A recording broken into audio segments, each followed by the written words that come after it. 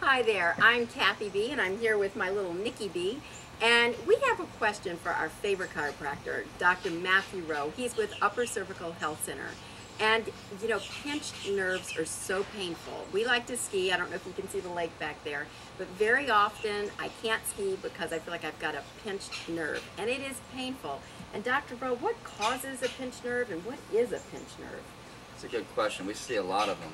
And one of the first questions I like to ask people, just to kind of flip the switch on them, is, you know, what's the most common thing that people experience with a pinched nerve? And 9 times out of 10, people will say pain. But the reality is you can have a pretty severe pinched nerve without ever feeling pain.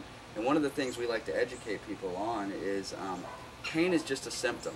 So like the check engine light in your car comes on. It's a symptom. There's a problem. And pain is the most common symptom, but many times pain from a pinched nerve is the last symptom. So we can have a pinched nerve before experiencing pain. And some of the things that we see in our office that cause pinched nerves are if the head and the neck are off alignment. As an upper cervical chiropractor, we focus on the top 2 bones where the head sits. And if the head is off center, what happens is it causes a chain reaction throughout the body, and the body shifts and twists and turns. Well, it's these postural distortions with the shoulders off, the hips off, that cause the spine to compensate. And when the spine compensates, we have the bodies of those bones in our spine, the vertebra. What happens is they move as well. Well, we have millions of nerves that come down through our back and run through our body. And when these bones shift enough, what happens is it can actually cause pressure on those nerves, causing a pinching. Another thing that can happen is we have discs between our bones. Now these discs are like big fat water balloons. And if these water balloons are plump and fat like they should be, then they're providing the proper support and this proper cushion between the bones.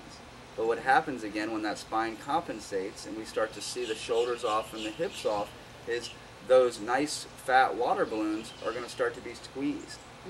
Well, the spinal discs or those spinal water balloons should hold about 100 pounds of pressure. And it's when these things get squished, what happens is they'll start to bulge.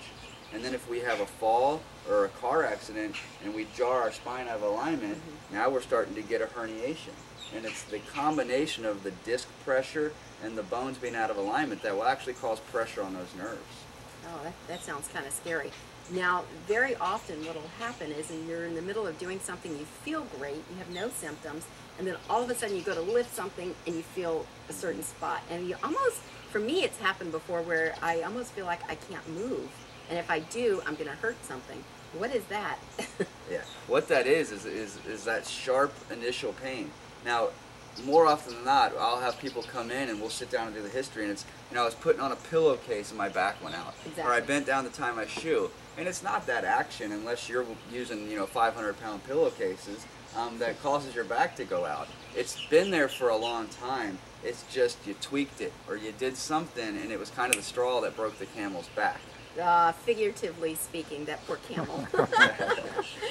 So, yeah. All right. So then would you recommend sometimes, since you're saying you don't have the symptoms until you actually trip it with something, then just regular adjustments on a regular basis would help maybe prevent that from happening? Yeah, absolutely. You know, maintenance care or getting checked by your local doctor is a great recommendation.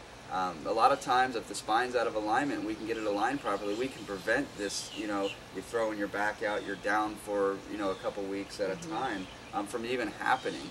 And, you know, that's a pinched nerve, what a lot of people feel like. But we also have nerves that go to our heart and our liver and our lungs and our pancreas and our eyes and our head.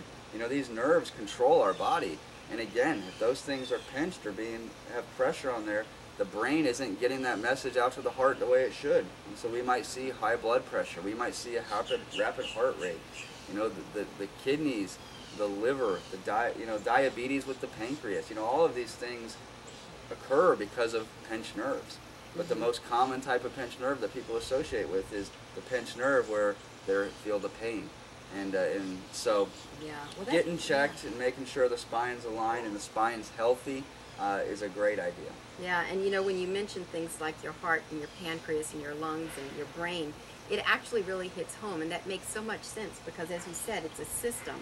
and that's kind of scary. And I think more people, if they understood that some of their conditions, like the high blood pressure, may be able to be alleviated from having that pressure on their spine corrected. Yeah, absolutely. That's a big issue. Well, Yeah. thanks. All right. Well, I'm going to stop lifting those 500-pound pillowcases. In fact, I might stop doing any housework. Less of a thread count. Well, thank you, Dr. Rowe. You're welcome.